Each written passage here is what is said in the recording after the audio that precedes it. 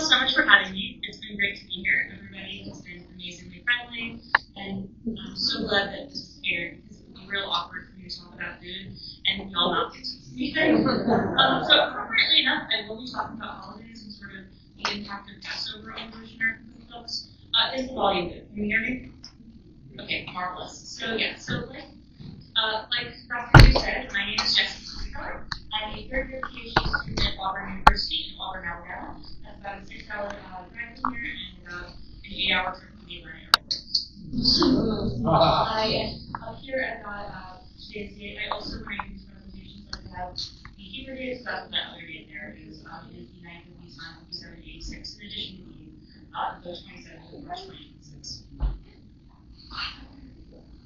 All right, so a couple pieces of background, right? So American Judaism in the South, sometimes within the larger scholarship or other Jewish communities, it can be sort of forgotten that Jews have been in the South for a really long time. Jewish life in the American South actually predates the United States as an institution. Savannah and Charleston are the two oldest Southern communities. Both of them have synagogues that predate the Declaration of Independence and other communities which emerged actually during the Revolutionary War.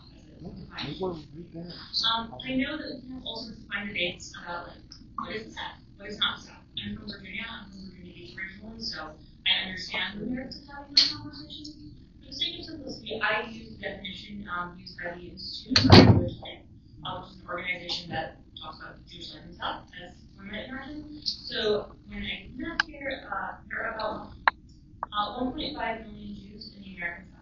Largest populations are going to be in Florida, Georgia, Virginia. So like Atlanta, South Florida, Richmond, Northern Virginia have large communities, but every southern state has at least one synagogue and a Jewish presence. And this is important to keep in mind. We are here, we are part of the South. Jewish life is part of the South. I also think it's important to remember that there are lots of different kinds of Jewish communities. So if we're thinking about Jewish communities, there are many different ways you can describe them. But what I would like to point out now is that we have both denominational diversity and sort of custom diversity, so minchag. Minchag is Hebrew for customs. That refers to, if you've heard of Ashkenazi, Sephardi, Yemeni, Ethiopian Jewish communities, that refers to minchag residents. We have Jewish communities that follow different customs. There are Ashkenazi recipes, Sephardi recipes, Mizrahi recipes, all of the Jewish world that find their way to the American South. Additionally, every denomination is represented in the American South. The other thing that I think is important to think about is the question of what makes a cookbook Jewish. Because we could also debate that. Like, is it a cookbook that is used by a Jewish person? Is it a cookbook that is made by a Jewish person? Here, what I'm saying is if a Jewish institution has produced it, it's a Jewish cookbook. I'm not saying it must be kosher, and we will get into that later.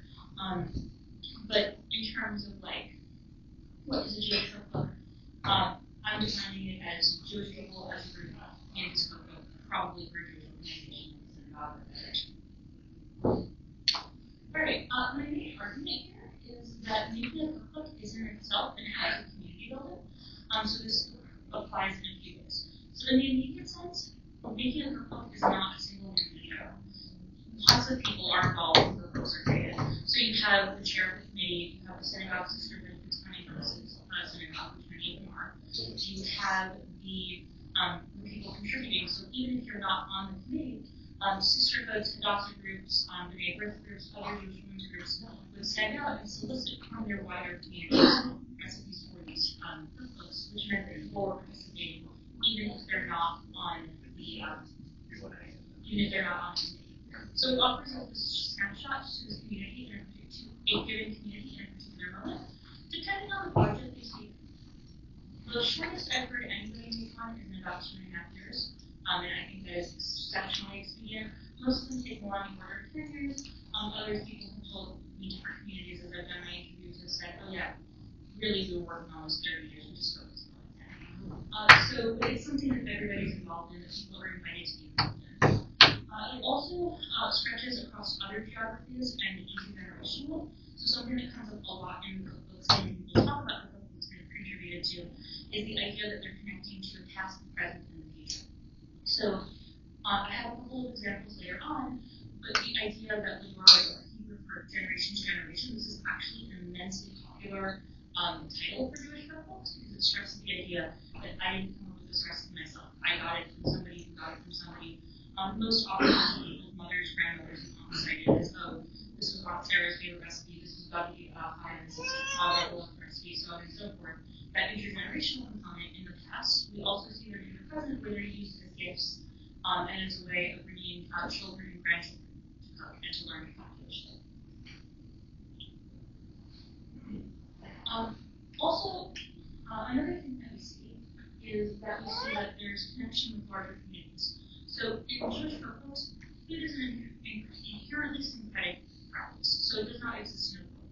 Jewish folks in the South, as elsewhere, are learning from their neighbors. They're eating with their neighbors. They're engaging with the wider world, both in the sense of food trends and also candidly what is and is not available. So we've got examples of Jewish cookbooks that have Southern recipes, both in the sense that the recipe was just directly taken from Southern neighbors. So, they use collard greens. We've also got ones that were kosherized. So they said, hey, this is the whole thing, but I can't eat brisket, can't eat pork. How can I make this? And what it does is it connects to the larger communities that they're part of, as well as connecting to the larger tradition of community cookbooks. Lots of churches make cookbooks. In fact, some of the synagogue cookbooks use the same manufacturer. Like there's a printing company out in Nebraska, actually. There's a big one in Nebraska, there's a big one in Kansas. A lot of synagogue and church cookbooks in the last 30, 40 years are printed out. They also bring Jewish practices with Jewish and American. So what you see in these Jewish Southern cookbooks is you see an embrace. You see the question, are we Jews, are we Americans? The answer is both, and it always has been both. This idea that Jewish Americans can practice Judaism, practice Jewish culture, and be American and merge them together, that it can be syncretic, especially bringing in different foodways, both from other immigrant groups and communities, as well as sort of general Southern cuisine. Like I said, these are an act of community building in and of themselves. So they're usually the most common way you get a Jewish community cookbook. So I'm not talking about corporate cookbooks here, I'm talking about coming together and getting a cookbook. So the most common is synagogue sisterhoods. So synagogues have typically, historically, many sisterhoods, and some synagogues today they tend to merge together. Traditionally, especially pre-21st century, we usually have separate sisterhoods. The sisterhoods will create a cookbook as a fundraiser, either for a temple writ large or just sort of specifically so they continue putting on events that way. A lot of them will actually include a section on temple history, so it'll be an educational tool saying, hey, we're Temple B'nai Israel, we're Temple Shalom, whatever, saying this is who we are in this particular moment in time. Some of them actually will pick an anniversary date. So I've got one example of a cookbook from Huntsville, Alabama, that the 100th anniversary of their anniversary of being in this building. They created centennial suites to celebrate 100 years in their space. And in it they had, the first 100 years, and then they go to the next 100 years. You see this a lot where there's 3 to 5 pages. Somebody from the synagogue writes it. Usually only around it, most of the time it's committee. So it's sort of late history being done by committee members. Other organizations that produce these cookbooks, Hadassah groups, B'nai B'rith groups, and Temple Guilds, by and large these are women-driven groups. So there are many who contribute to Jewish cookbooks, as there are many who contribute to all kinds of cookbooks, but by and large the committee members tend to be derived from sisterhoods, derived from Jewish women's organizations, either women-led projects. Typically what you will see is you'll see contributors listed, you'll see committee members listed. So I've got an example here where all of the committee members who were on the committee are listed here. Some of them will actually list every single contributor in one large page. As a historian, I love this practice, but I understand why some synagogues might not want to use the space for that. So yeah, you'll sort of see committee members as sort of a snapshot as well of, hey, this is who was here at this time.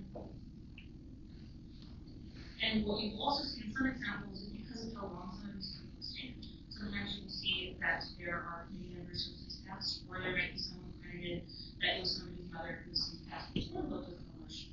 But they'll say, oh, we should put Sarah Rosen as a committee member or as a contributor because her recipe is in here, and then it'll have in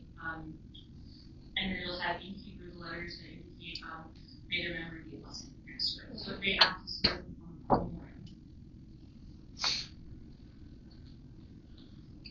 There's also a right? So cookbooks are physical objects. How do you get this physical object printed on a physical thing? So you get corporatization. So there are so most of these are not printed. These are not printed in the synagogue office, right? So the question becomes, where are they printed? So most of them, especially the younger ones, actually tend to use cookbooks that are cookbook presses. So like this one here is printed out of Nebraska, and they typically would charge communities for cookbooks. Remember, most of these ostensibly started as fundraisers, but then they become larger community-building projects. So it's pitched as, hey, we'll have a cookbook, we'll sell it for like $10, $20, and what really happens is you have this larger community involvement over the course of 3 to 5 years in most cases. The ones that I've looked at, the original prices ranged from $10 to $25, not adjusting for inflation. $20 in 1984 is not the same thing as $20 in 2026. But that's about the range we see. Depending on the organization and depending on when, they will either do a order, an organization will order like 5,000 of them, and then they'll sell them as they go. Others, they sort of order them, and then they're continually printed. Most of the cookbooks are out of print. Most of them are originally ordered as a limited run, which makes it a little hard to get a hold of some of them. Some historians that are archived, some historians that are eBay. I'm on eBay. So what you'll see though is that some of them are still in print, so some of them will have ISBN, some of them won't. And then some of them, the synagogues will go back and order another one. What frequently happens is that, they'll order like 5,000 or 10,000 or something like that, and then just give them out or sell them until they're out. Something that you do see in terms of a connection to local printers, particularly in the older ones, and in larger communities where there might be somebody who's like a Jewish printer, you'll see that maybe it was printed by like a paper company in Birmingham or a paper company in Charlotte, and using the local printer to create these books. Most of the time, though, it is sort of these national corporate entities that form, you send them your cookbook, and they print it, and it's very streamlined in that sense. I also like to point out that there's community building in recipes. I like having dinner parties. I don't think I've ever had a dinner party at 100. I mean, some families would call that safe, but yeah. So depending on the recipes, there are recipes of upwards of 100. I've got here a picture from the 1956 Birmingham Benedict First chapter, where they have how to scale things up to 100 people. That is not something you're just having at your house. That's not even just like Shabbos dinner with bread. That's a lot of those. So most of the recipes in these cookbooks, they tend to range. The absolute range is between 2 and 100. Most of them actually tend to land at like the 4 to 16 mark. So most of them, you're not having the entire synagogue like for bingo or whatever, but you are for like a bingo fundraiser night, and you're not having a bar mitzvah about it, but you are having multiple people. You are imagining multiple people at your Shabbos dinner table. You are imagining maybe going over to someone's house and sharing, or you are imagining a synagogue event. So a lot of these cookbooks were planned explicitly with the idea that, hey, you're going to have a synagogue event, you're going to have a fundraiser, you're going to have a bar mitzvah, you're going to have a wedding, and nobody wants to be angry at a wedding. Nobody wants to be angry at a bar mitzvah. So you have the scaling saying, hey, you can feed this many people. You can have this many people drawing in. What you also have is you have different holidays and life cycle events, as well as explanations of those things. So this works as an educational tool to sort of preserve the knowledge both within the community. So if you live in a place where perhaps your literacy among the community about specific holidays isn't very high, and you want people to know what the Passover days are, or you want people to know what Sukkot are, it's a way for people with access to more Jewish education to share that and pay that forward so that members of their community can say, hey, I don't really know a lot about Sukkot, but now I know what it is, and I can do something for it. I can have a Sukkot snack. Great. I also think part of it too is sort of ones that are a little more forward-facing. There are explanations, you see explanations of kosher as well. There are explanations that if this is in a standard bookstore, it means that your non-Jewish neighbors who are in that bookstore can pick it up and be like, oh, that's what that holiday is. Cool. Like I said, there's the same thing for life cycle events. where different life cycle events, particularly bar and bat mitzvahs and marriages, come up a lot. There are a couple of examples of what to serve at a Jewish funeral, which I think is interesting. But bar mitzvahs and marriages are the most popular things millennials for. There's actually a lot of cocktail recipes correlated to bar mitzvahs, where it's like, this is the punch you can make for the adults because they survived bar mitzvah jail. Yeah, in terms of little cheeky jokes, especially the ones from like the 50s and 60s tend to have a lot of that. You made it through your child's bar mitzvah, and if you're studying with them, you should go have some punch. Yeah. So, but what happens though is that it forms as this. So you're coming together as a community, you're making this object, but you're using it as a community as a way of sort of welcoming people back together and binding those ties a little tighter because you understand what the same foods are, you understand what they're being eaten for, and you understand how your community understands them. So it's a sort of physical manifestation of like the ways that communities connect to each other. Other ways that this happens, like I said, this linkage to people who are who have since passed on. So you can see in this example, they've got the citations of like who sent this in, and what you can see if you look down here in the bottom left, you can see it says Marilyn Rosen Sorosa, and then it says Irene Kramer. You might get a student observer might find those are not the same two names. So what that means is that the person who submitted this actually got this from another person and is crediting her. You see this across where people credit their neighbors or friends. You also see it intergenerationally, where somebody says, "Hey, this was my mother's cheesecake. It was super popular, and and she always made it for funerals, and it was because it was the only thing that mourners could bring themselves to eat." And then that's a way of sort of bringing that person's mother into the present as well. You see a lot of this. Typically, it's mothers and grandmothers. Every once in a while, it will be a sister or an aunt, but typically, it's someone really fondly remembering their mom or grandma. You also see where you've got cooking as a communal activity. So this idea that like you don't need to cook alone. You can come to a synagogue kitchen. You can cook in somebody else's house. If you're having a community potluck, you're not just eating together, but you're preparing together. And again, strengthening community and identifying with these foods and identifying with the process of making these foods. Because some of these foods are very involved. If anyone's ever been to a Passover Seder, as the food tonight sort of illustrates, a lot of those foods take a long time to make. A lot of them take many hands in the kitchen to make. So it's sort of a way of building community through the food-related labor. You also have connections within and beyond self. So there are lots of examples where somebody will say, "Hey, this is a cookbook in Selma, Alabama, but this is a recipe from Jackson, Mississippi." Or somebody will be like, "Hey, this is a cookbook in Atlanta, Georgia, but this recipe comes from Ontario, Canada." So there's this idea that like, is it Canadian joy? Yeah. So there's this, it's a big propaganda, right? So the Jewish life stretches across national borders, right? So as a concept, Jewish life is older than most national borders that exist today. So that means that Jewish people in Canada are connected with Jewish people in the United States, connected with Jewish people in Europe, so on and so forth. So you have cases where somebody in the 1970s moved from Quebec, moved from Ontario, and ended up in Birmingham, Alabama, and they didn't stop eating whatever they ate in Quebec, right? So they brought those recipes with them, and then it became part of that community and became part of sort of the fabric of Jewish life in that place. Like I said, citing recipe provenance is very popular. So there'll be like some of them have more details than others. Some of them will have little anecdotes that go along with it. A lot of them will also just have anecdotes generally, so you can see it's in cursive, so it can be a little difficult to read from here. But this is talking about the rabbis in this particular synagogue used to always make this chorosik the night before the first Seder.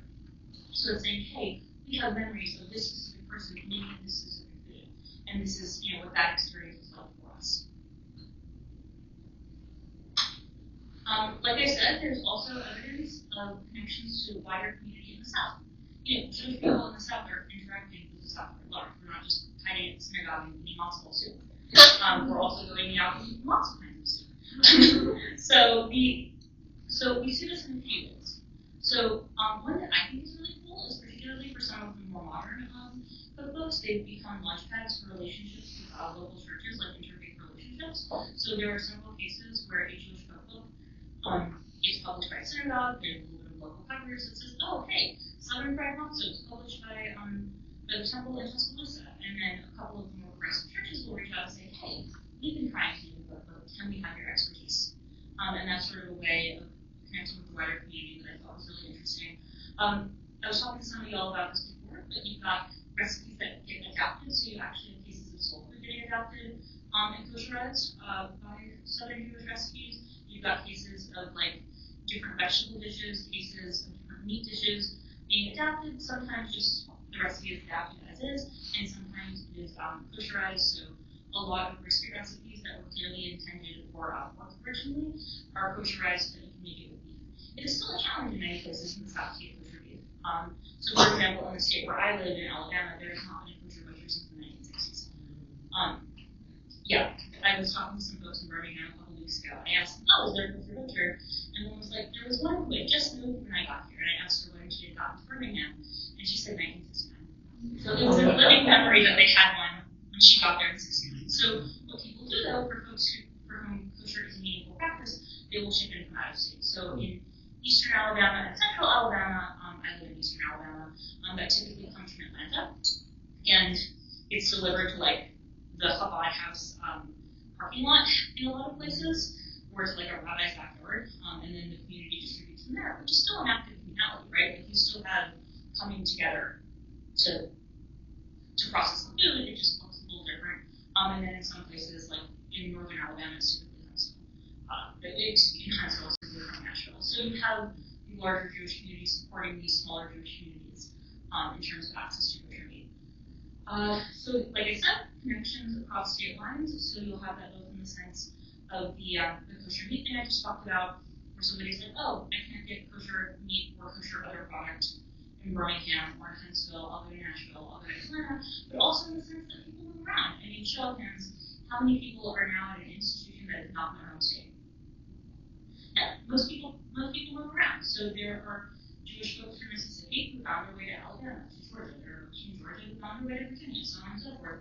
So you've got recipes moving across state lines as a way of connecting with the other communities. So you've got the building of the local community, but then within the wider national Jewish community, global Jewish community, maintaining those connections. Structurally, Jewish cookbooks, and this goes back to the idea that like they're both American and Jewish, and this is not in conflict. This is a concert. So you have two ways that they're organized. So number one is you have organization with holidays, and number two you have the parts of the meal. So pretty much all of them will have these are appetizers, or these or burgers, or these are chicken wings, things like that. They're organized by different parts of the meal. What we'll also see, and you can see in different communities this manifests differently, where they have different holidays included.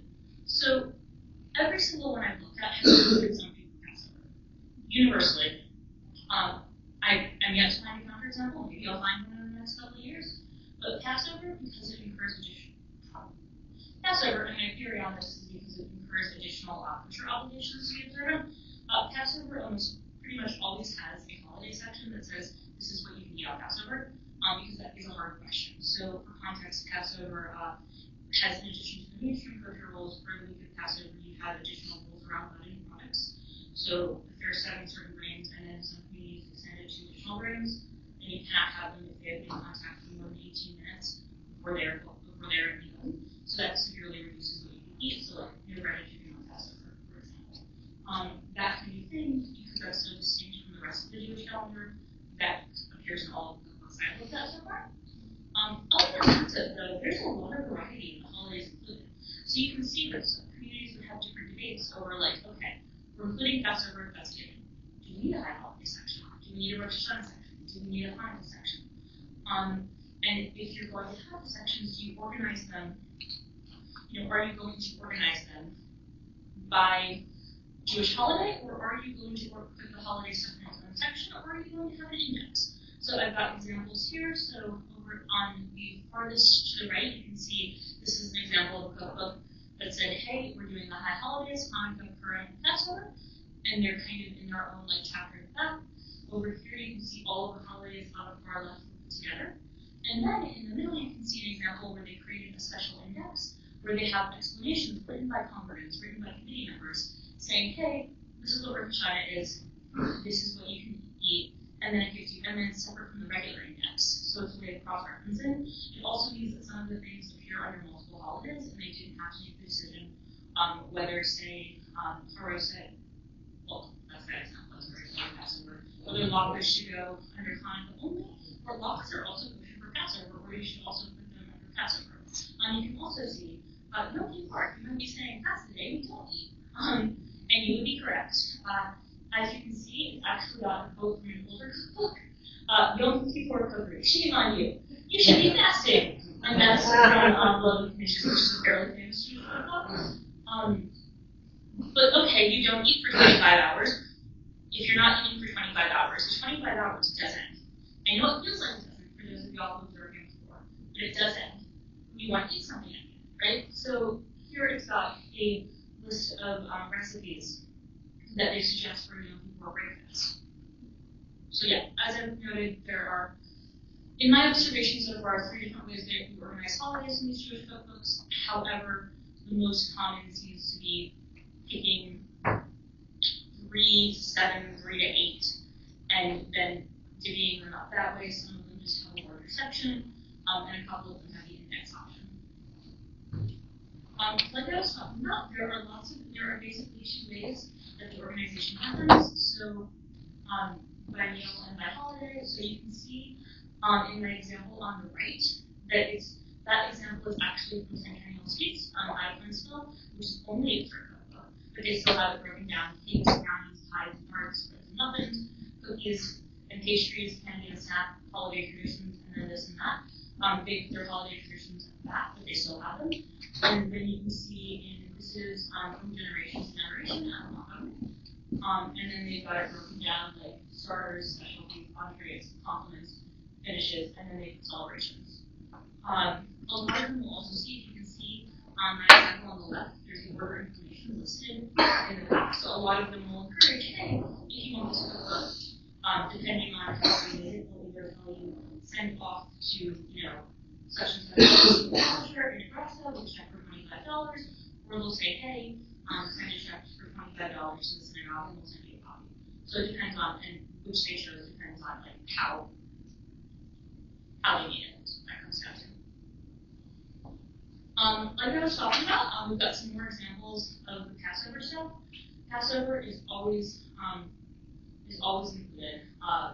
You can see up here, I've got some examples from Centennial Sweets of like Passover desserts, because I don't know if anybody's ever cooked for Passover, but desserts can be a particular challenge.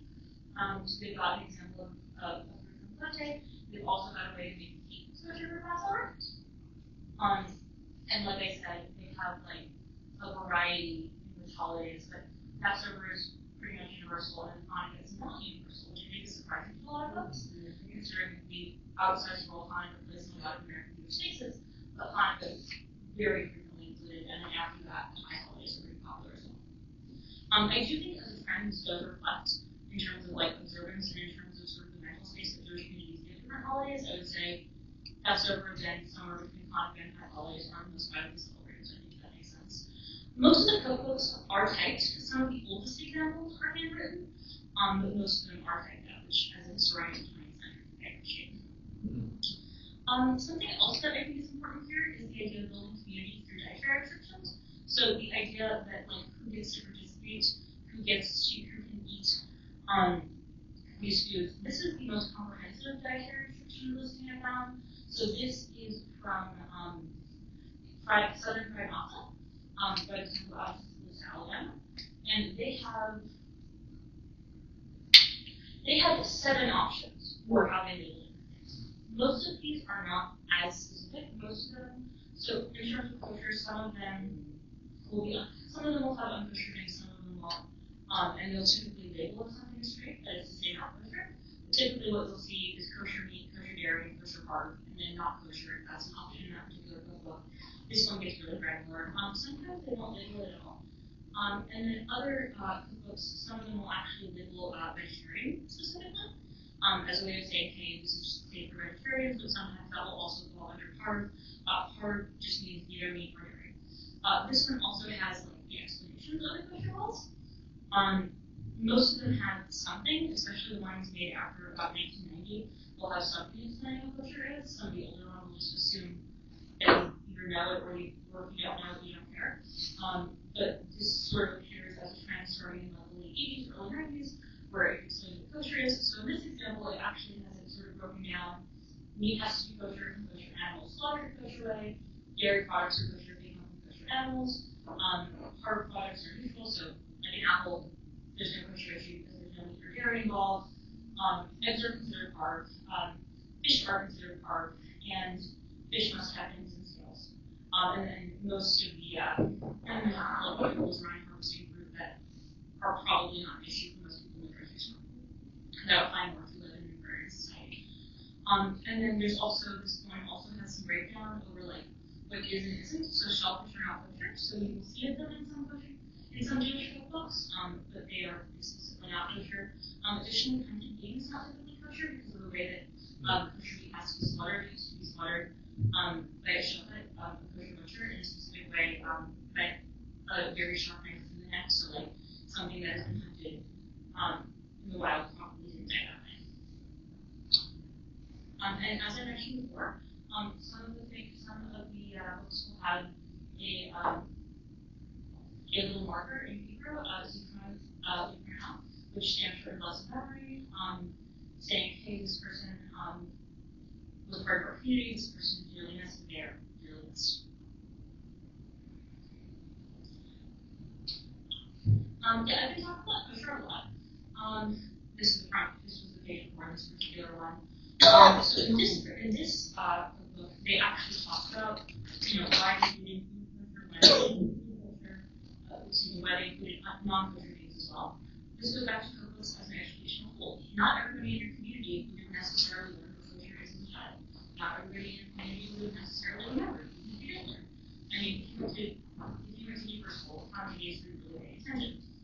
Especially after our bar and stuff. So this particular synagogue that I spoke to some of their community members that were on this, they said some of our families eat kosher pigeons, often by following a vegetarian diet with occasional fish and kosher meat. Some homes serve everything but pork and shellfish. Other families eat exactly like their West Alabama neighbors. And which includes a lot of things that are very not kosher, right? So I think that what we see here is that there's this negotiation of what it means to be a Jewish cookbook. So can you have a Jewish cookbook if there are not kosher things in there? I'm inclined to agree that you can. There are some people who argue you can't. This one also has citations from the Torah, like where kosher rules come from, sort of pointing further to it as an educational tool, saying, hey, this is the rule, but you can go look it up, right? This is what you can think about. There are examples of reform institutions including explicitly unkosher recipes, and when I say unkosher, what I mean by that is that it's not something that like you could buy not kosher chicken and no one will know. The cookbook does not know whether you bought kosher meat. That is not an ability cookbooks have. They did though, right? The cookbook just like starts telling you that you need to go find a kosher butcher. I don't know if that would be a bestseller or a worse seller. But either way, not the ability they have now. Maybe some e-cookbooks can do that. But there are, when I say unkosher, I mean explicitly unkosher. So my favorite example of this actually comes from Selma, Alabama. They did not ultimately make this cookbook, but they started a cookbook making project in the early 2000s, and a colleague was able to send me PDFs of the correspondence while they were making it. And somebody sent him a recipe for squirrel. And because they ate squirrel in their Jewish house, a home where Jewish people lived. They ate squirrel, that was a regular part of their diet, and squirrel stew was something they enjoyed, and something that they enjoyed with some of their Jewish friends. They wanted to share that. And in this particular example, there are also emails between the administrative support for that synagogue and conference, and we talked about it, we had a debate, but the conference basically agreed that we should meet our community needs. We see that in Tuscaloosa as well, and theirs comes out in 2009.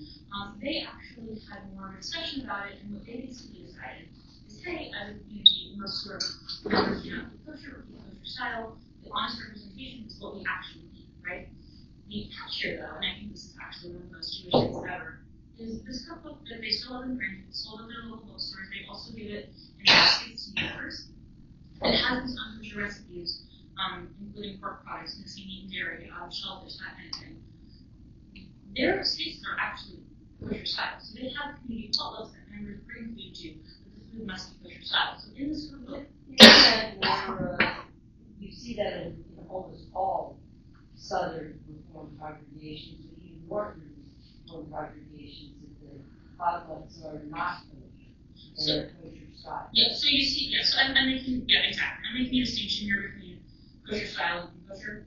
So kosher, when I say kosher in this context, I mean like something that is definitively kosher, so it has a texture, it comes from a kosher butcher, or like textured chicken you get from the grocery store, texture being a mark that is from a kosher certified agency, indicating that this is in fact kosher.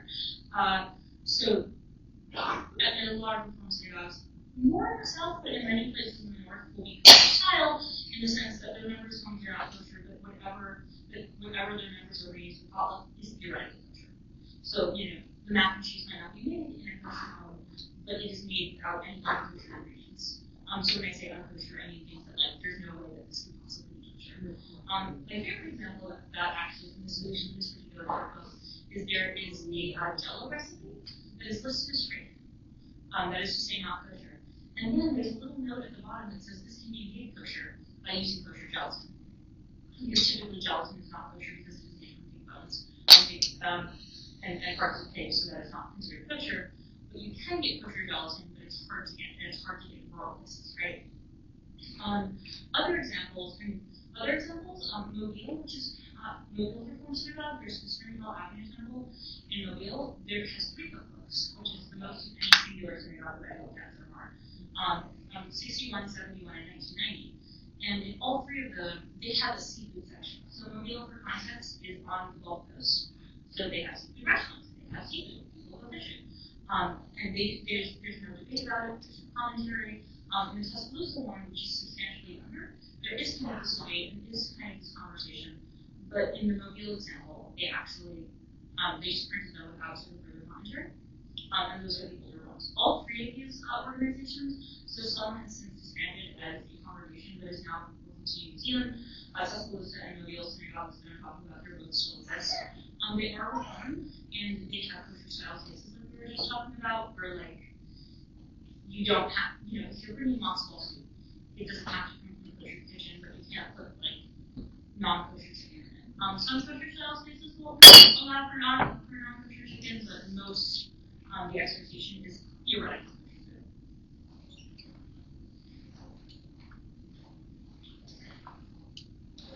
Something else that we see in older examples, but not in younger examples, is advertisements. Pretty much all of them will have some version of buy this book on the back or the front saying, hey, member of synagogue, or potential member of synagogue, you like us, you like our food, you should buy this book. With that being said, after about 1975, 1976, you start to see days out with general advertisements, but the same way that you might see here before another community document, where it says just advertisements for general things. Doing your laundry on profession is not a particularly Jewish activity. Like everybody has laundry. Going to a pharmacy is not a particularly Jewish activity. But you also see examples of Jewish advertisements. So we've got here, this is an example from 1956 in Birmingham, Alabama, before the butcher left, for a kosher food market. And it's saying, hey, you can get Western meat, you can get kosher Western meat. So some of the advertisements in these older examples are of Jewish things specifically. Most of the advertisements are just the television service people bought the stocks, and that helps publish a book.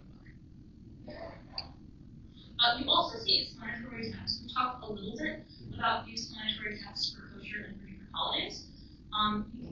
Within that as well, though, you have explanations of different cooking skills, as well as explanations. So you can see in front of the upper one, I've got an example over here, where this is just a reprint from the company that does these particular, that does these community cookbooks. But if you look over here, you can see that this was handwritten out by members of the community saying, hey, do you know how to blanch? Do you know how to produce? If not, this is how you do it. You can also see up here another example of that, where they've mixed in the Jewish text and the general text, saying, hey, this is what the high holy days are. but also you should know what garbage soup is and what you should know what challah is. Challah kind of needs both of those things for explanation because challah is Jewish food present at many Jewish events, but it's also food you just need to know how to make. In terms of imagery, we've got a variety of imagery. The older ones in particular, I would say from like the 80s back, will typically have hand-drawn images by members of the community. Some of the younger ones will have hand-drawn images as well, usually for transitions between chapters.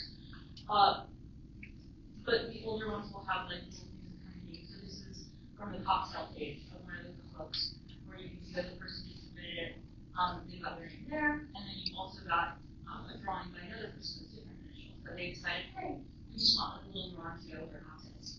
You can also see, going back to the idea of building communities across space and time, you can see that there are photographs in some of the other ones in particular, where they'll have photographs of families at events. They'll have photographs of people, enjoying the holidays together, being in community with one another.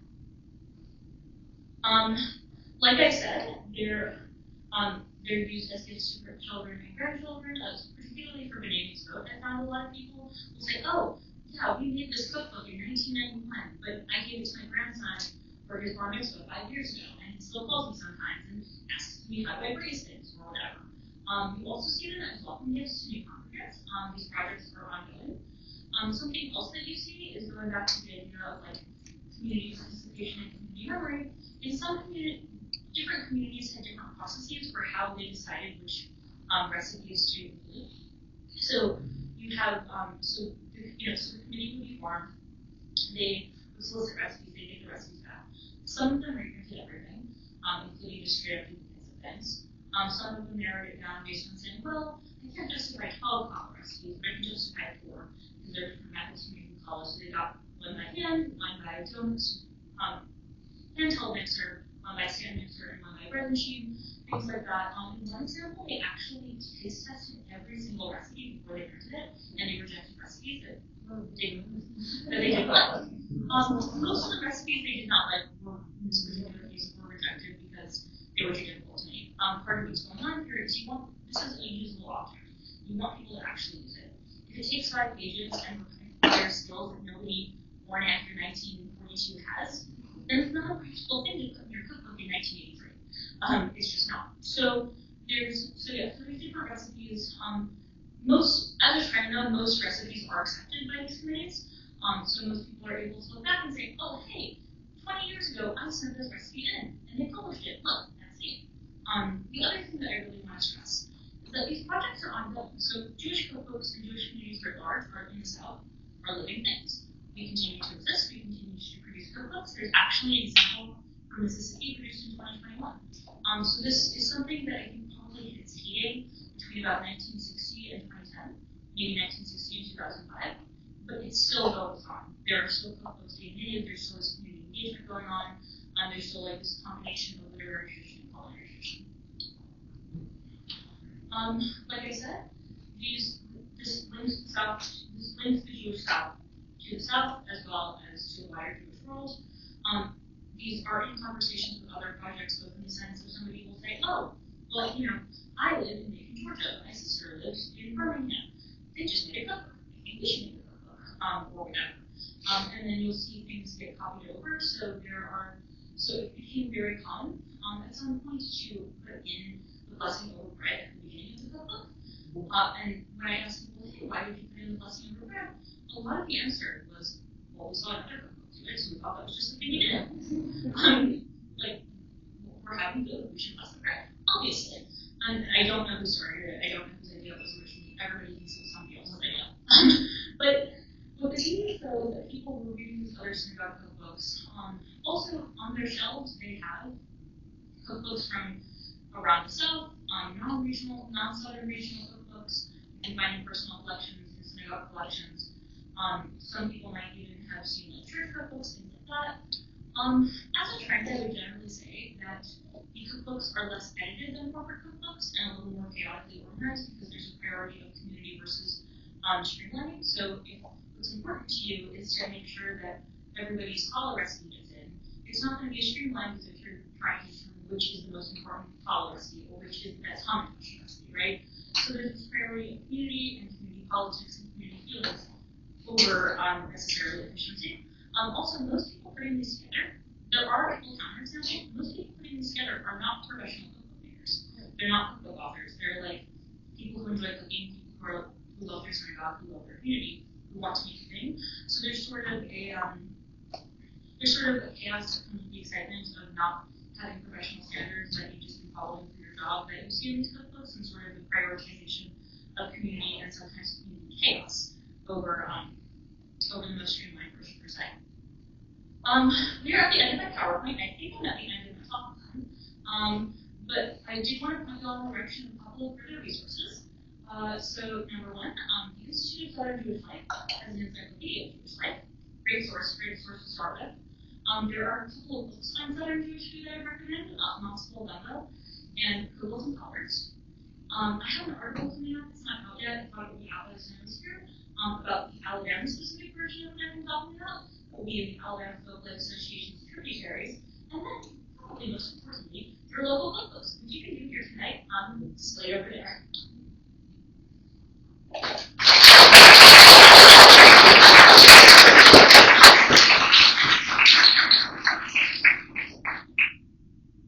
So much, Nancy.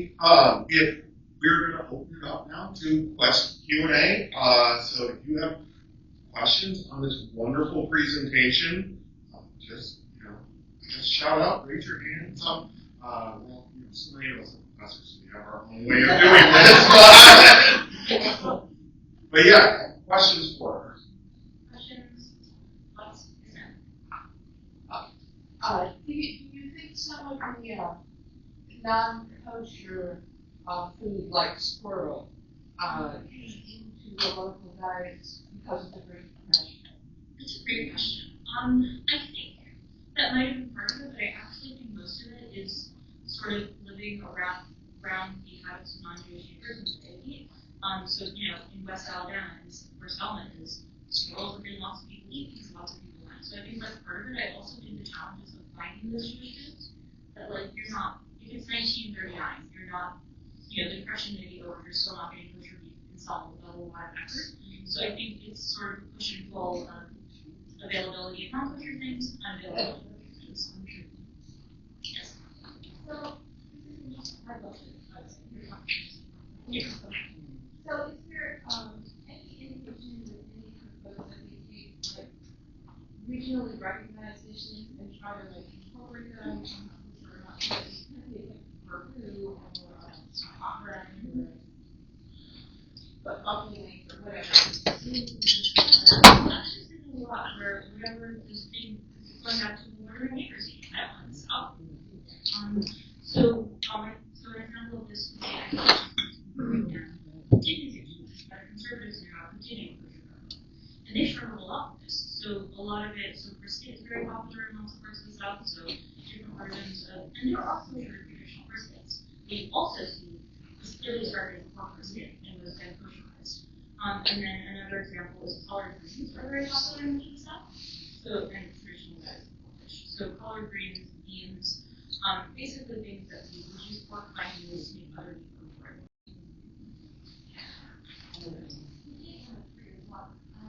I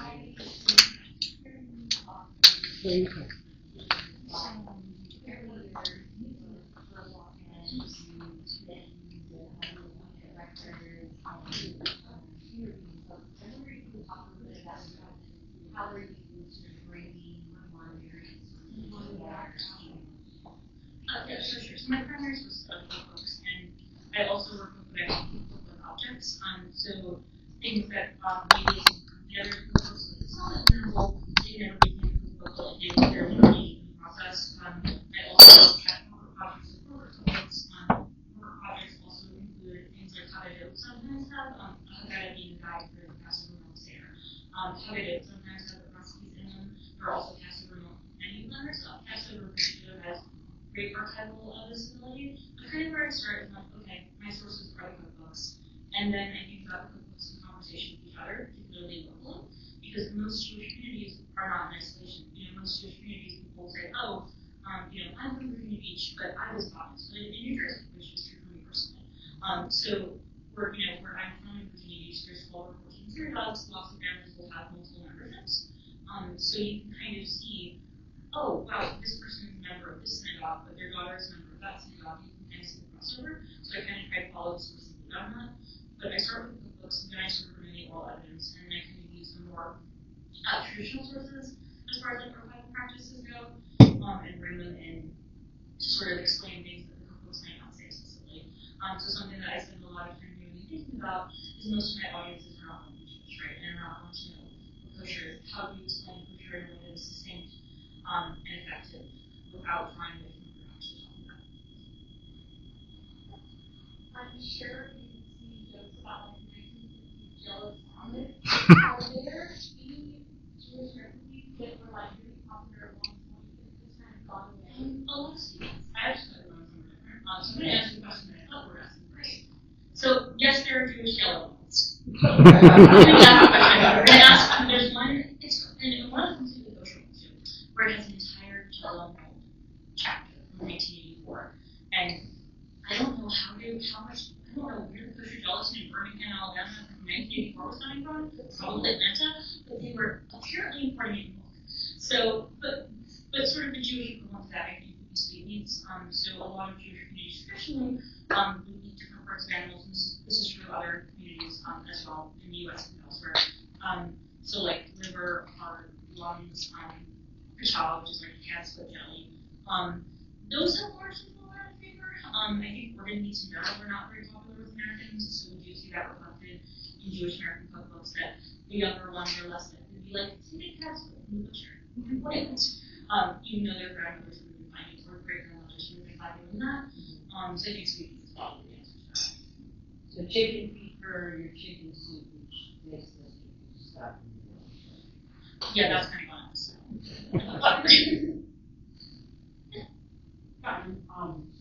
I'm curious now. You said most of the synagogues in the South are Reformed, as opposed to Orthodox. And the Orthodox is very, very patriarchal, and the Reform kind of broke that. Do you notice female empowerment through the cookbooks within the community? So I would say that it's more women-led spaces than a breakdown of gender roles. So in the cookbooks, I do have a couple counterexamples from men submitted recipes. So like in this one from the 50s, somebody, a Jerry submitted the cocktail recipe. So some of the barbecue recipes, some of the cocktail recipes, and even in the older ones will be from men. By and large, though, it is women claiming a female-led space, not women getting men to do work. So empowerment, that's kind of like a what is empowerment question, I guess.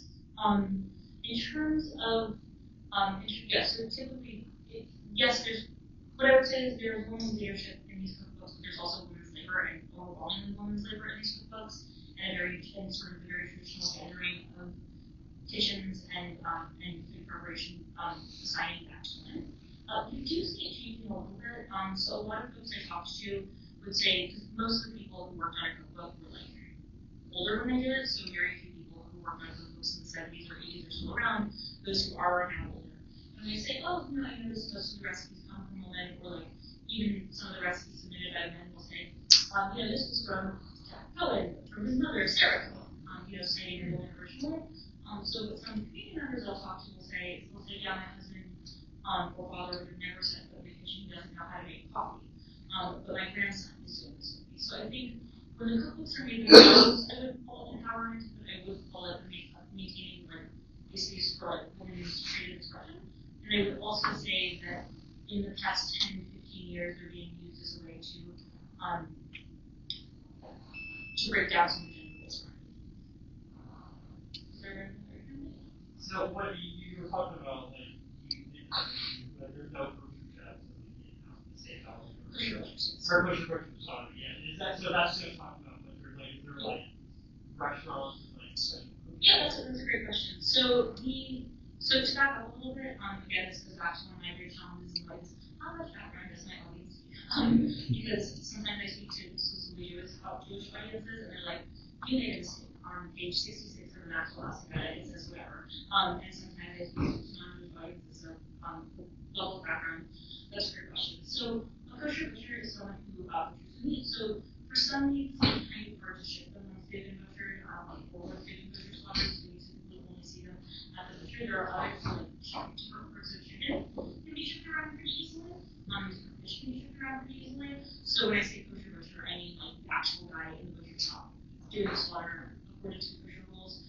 In terms of restaurants, Alabama, it's not a big question. The short answer is that there is a sort of pop-up cafe thing at GCC Birmingham, and that's the closest to a kosher restaurant. I will also say that certain synagogues, like the Orthodox synagogues in the South, and many of the conservative synagogues are still kosher. So even though that's not a kosher restaurant, that is a kosher space you go to that you can trust the food's kosher if you go. And they would be like shipping in food. Multiple people in different cities have told me about like going to some around my house to like the parking lot and picking up like their groceries.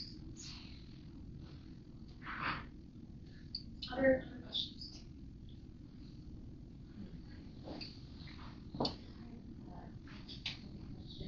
I'm wondering, well, if you're acquiring meat, are you looking for meat that you have written in? That's even better, honestly, because then you have, especially if you know who wrote them, as a historian, that's a great source because you can say, oh, this is the cookbook from Temple Emmanuel, and Susie Rosenstein wrote in it, and this is what Susie had to say. And then you have like someone you can almost quote in a sense. Well, you don't see that super often now, unfortunately. I wish you would do that. As a historian, I guess write your books, write your cookbooks especially.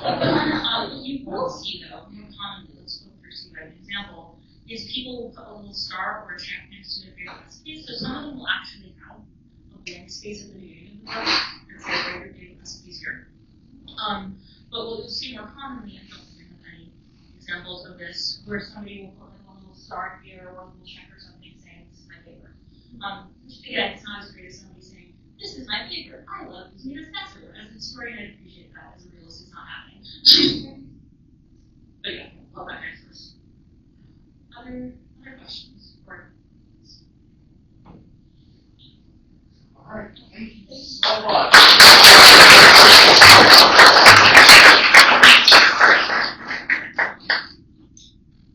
All right, thank you everyone.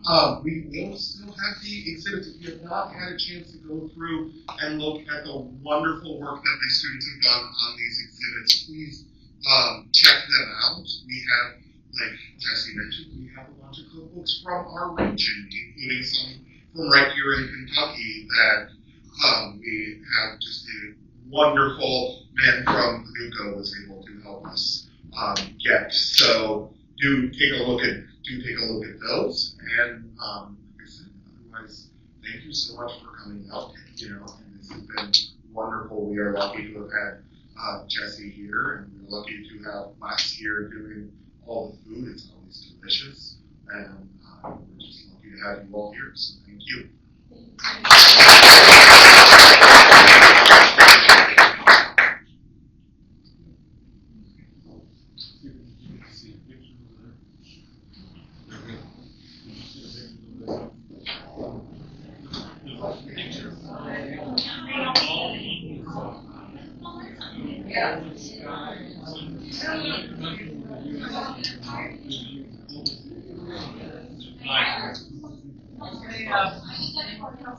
Yeah.